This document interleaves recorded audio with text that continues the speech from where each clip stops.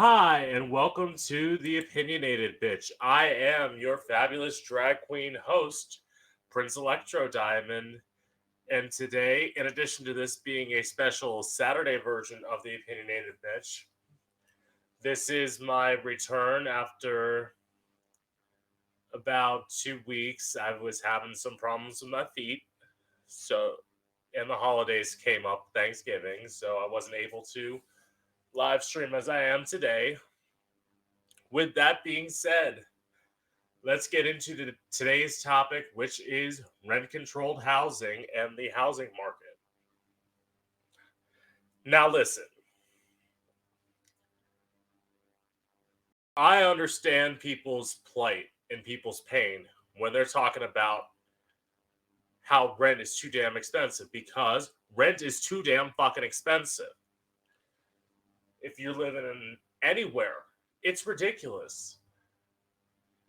There's so many places. I used to live in Orlando. I lived in Orlando for 4 years. And the rent up there has hiked even from when I lived there. In fact, the average rent in Orlando is $1,820 a month, up from January by $180. Sorry, $160. So, for example, I lived in like a less safe neighborhood, and I started out paying $700. I was paying $750. I luckily was able to pay that for a couple of years. And then now, that same place that I lived in, Orlando, for most of my time there, they now want $900 for. $900. This was not a nice apartment either. This was a shitty apartment. And they want $900 for it now. And this is all having to do with inflation. In fact, so far in 2022, rent is up by a total of 5.9%, which is up from 18% in 2021. So inflation's getting real. But yet, it is still likely that 2022 will be the second fastest year of growth since research began. So, 2022, the rent's going up, because motherfuckers got to make money, and they're too fucking lazy to go try and get new tenants or get new properties in the case of landlords who are renting through a realtor. And you got to look at cities like New York City. New York City has logged the highest rent from a survey taken in August 2022, this year, with an average person paying $6,146.61 a month. And if you're a minimum wage worker in New York, you can't afford that, because the minimum wage in New York City is $14.20 an hour. So you would literally have to work 3 40-hour-a-week jobs in order to be able to afford just rent. That doesn't even include utilities, internet, health insurance, whatever other bills you have. It's ridiculous. And as of 2022, only 6 states, 6 out of 50, have rent control. And those are California, New York, New Jersey, Maryland, Oregon, and Minnesota. Also Washington, D.C. And with New York, those places are going down, man. They're literally getting bought out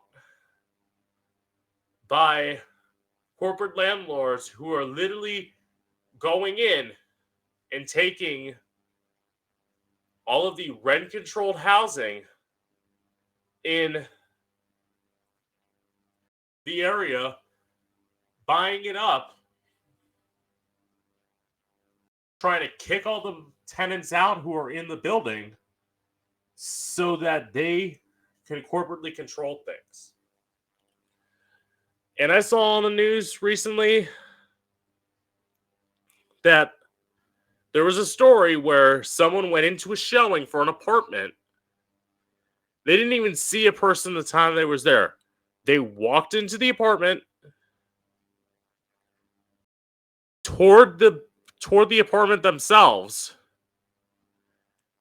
and when they left, they got an email asking if they wanted to apply for a lease. And if that doesn't seem fucking scary to you, it does to me.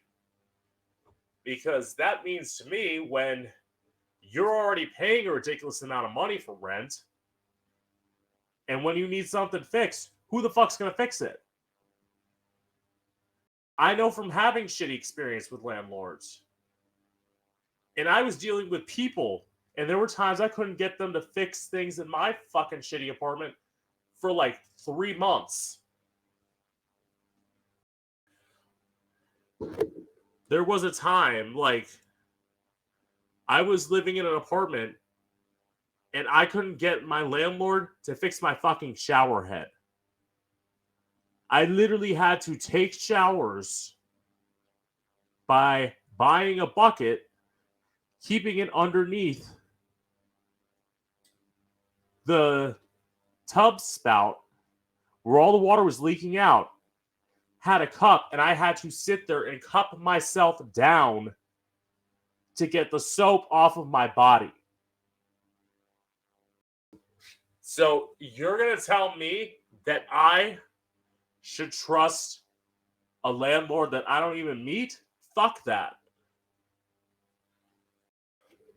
And with all this ridiculous housing comes to the fact of the homeless population rising. In fact, in California, there are 161,548 people who are homeless. And in New York, there are 91,271 people who are homeless. Two of the biggest cities, and you've got almost 100,000 plus people being homeless in the city.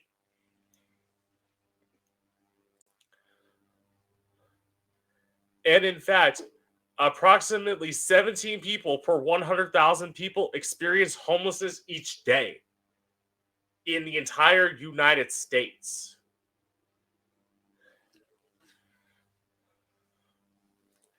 And this is gross, man. This is gross. America's supposed to be the land of opportunity. That's why a lot of people come to this fucking country. Because it's supposed to be the land of opportunity and of hope. But you look at the fact that last year in 2021, the homelessness population was estimated to be 552,830 people in the entire United States.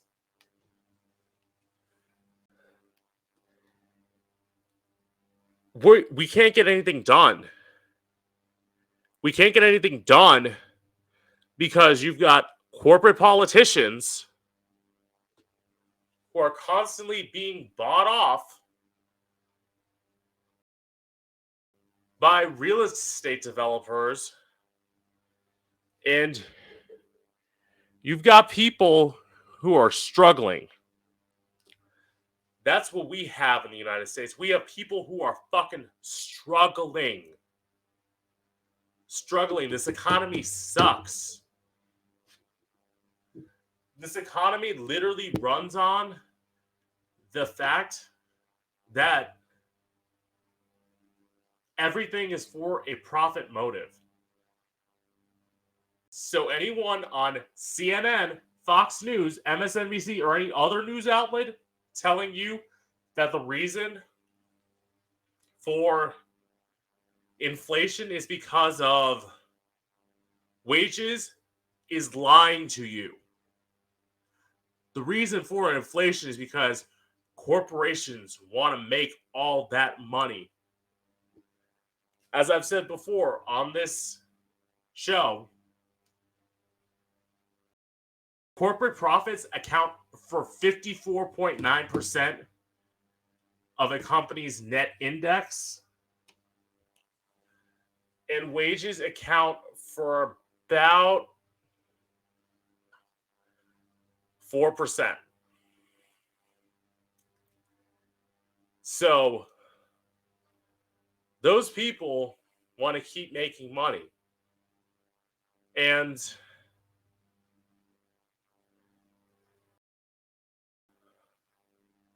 the fact is that the homeless population, it's not younger people who are homeless, it is older people. In fact, 89.7% of homeless people are over the age of 24.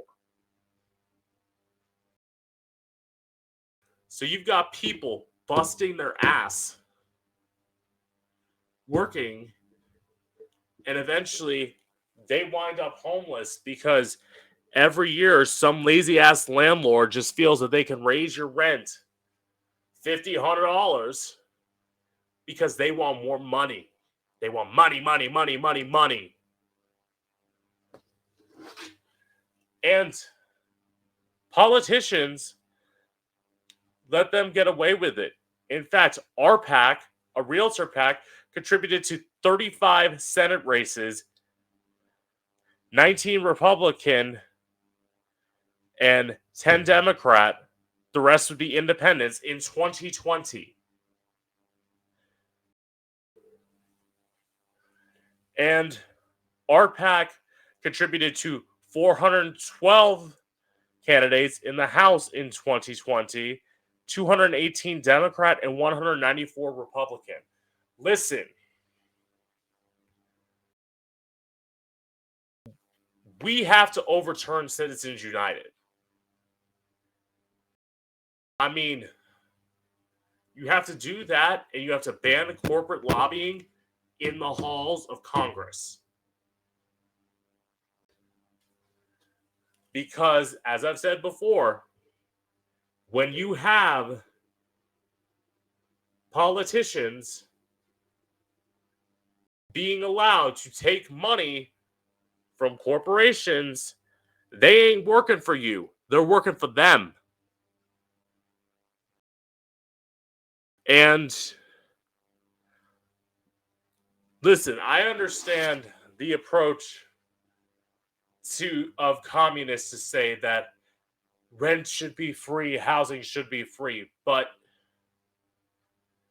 we can't get there yet because honestly, in this system, we have to go from capitalism to socialism before we can go from socialism to communism. We can't jump from capitalism to communism. I know a lot of people would love that, but we can't. And all these people saying that, like, landlords are great people and landlords do a lot of work. That's not happening when landlords are corporations.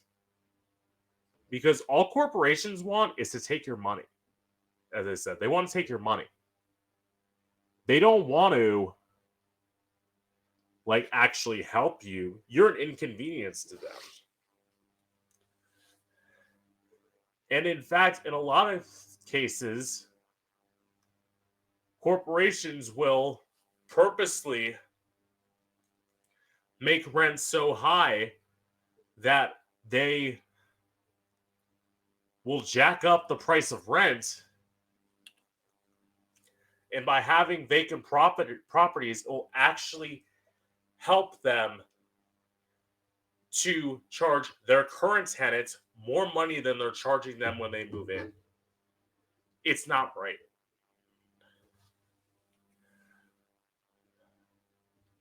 And it's a shame because we have politicians who, in the Democratic Party, in theory, are supposed to help the American people, but they're not doing it.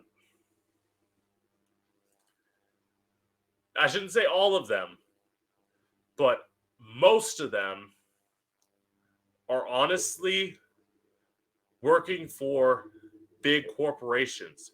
So they don't give a shit about you and me. They give a shit about where their money's coming from. And that's why, in some ways, they're probably going to lose in 2024. I hate to say it, but if there is not a progressive that will sit there and challenge Joe Biden, if Joe Biden runs again, I honestly don't think he's going to win again. Because whether it's Donald Trump, I really don't think it's Donald Trump. I don't even think Donald Trump's seriously running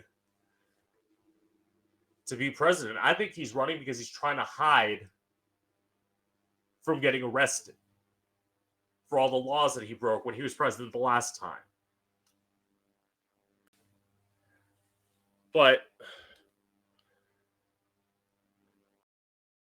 they are probably going to lose to the Republicans. The Republicans who honestly run on culture war bullshit. They would rather worry about drag queens, trans people, and not being allowed to say gay in schools. This is what they'd rather run on. Shit like banning stripper poles and litter boxes in school. This is what the Republicans want to run on. Probably they're still going to use this shit that they used in 2022. They're probably going to use it again in 2024. Because a lot of their base doesn't care about what's actually going on. What they care about is having candidates that will sit there and say the hateful shit that they want to fucking hear. And to me, that's gross. That's disgusting. It's not something that, like, they should be proud of. It's something that they should, like, try and hide from. But they won't. They won't, because they would rather believe in crazy QAnon conspiracy theories than actually try and find candidates that fight for stuff that they want, like $15 minimum wage, universal pre-K, universal health care, all of these things that we can't afford. Anyone who tells you that we can't afford rent-controlled housing, we can't afford universal health care, we can't afford universal pre-K, we can't afford $15 minimum wage. We can afford to give the Pentagon almost $1 trillion in the defense budget for 2023, but we can't afford to take care of people in the United States who are suffering. It's bullshit. Like, we can. And this is the thing. The Pentagon has been audited for 5 years, and every year they fucking failed their audit. So you have politicians giving them money, and then they can't justify it when the IRS comes around to try and tax them. It's almost like, and it's like we have the most expensive military in the United States, the most expensive military out of anybody. And we're not even in a fucking war. But again, you'd rather have homeless people on the streets than try and take care of them, try and build housing for people to get them off the streets in states like New York and California, but they don't want to do that because they're not the ones giving them money.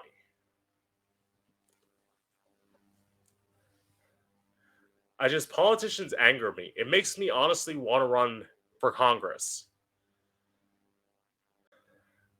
And a lot of people have said, oh, if you're in Congress, you got to kiss people's ass. No, you don't.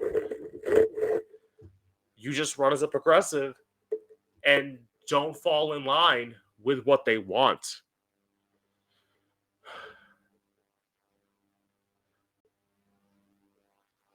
I don't get it. I don't get people who would rather have people stay out on the streets and quote unquote be the representatives and senators and just take that money. The questions I want to ask to them, well, actually, the question I want to ask to them is, how do you sleep at night? That would be a question I would ask Governor Gavin Newsom. How do you sleep at night? Because you know that you're not taking care of California, because I've heard from people who live in California, you aren't doing a damn thing. How the fuck do you go to sleep at night? And not just have guilt or empathy for the people that you're supposed to be taking care of.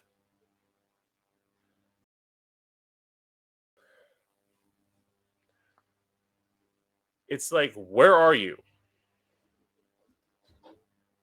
Or you can ask senators like Nancy Pelosi, where are you? Because you clearly aren't helping California.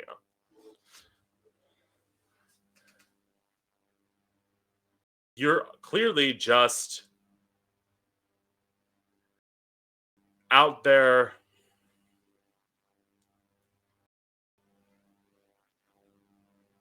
taking money and doing nothing. It saddens me. It saddens me. And the worst part is there are people who sit there and idolize Nancy Pelosi, Chuck Schumer, and Gavin Newsom. You've got people who sit there and like just put these people on high esteem, especially the mainstream media. That's why if you watch CNN, Fox News, or MSNBC, you're getting lied to. They won't tell you that because it's bad on them, but they're lying to you. Because they are only presenting the news from a pro-corporate view. They will never say anything positive about anything progressive. When you've got people like Bernie Sanders out there fighting for you, they vilify him, yet they sit here and honestly praise politicians like Kirsten Sinema, who yesterday announced that she's becoming an independent and leaving the Democratic Party. Which a lot of the mainstream media is just like sitting there and they're like, oh, Kirsten Sinema is now an independent thinker. No, she's not. She's just taking her step and taking her line into becoming a Republican. Because that's what Kirsten Sinema is. Because she doesn't fight for Democratic positions. Hell, she is someone who literally fought down 85% of Joe Biden's agenda. And she's supposed to be a strong person that we're supposed to look up to? No. I'm sorry. I don't buy it.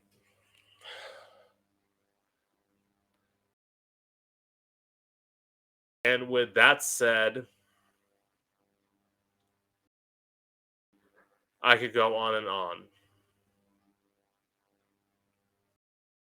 all day, all night. But I think I'm going to bring this one to a close. This is the Opinionated Bitch. I have been your host, Prince Electro Diamond, and I hope you've enjoyed.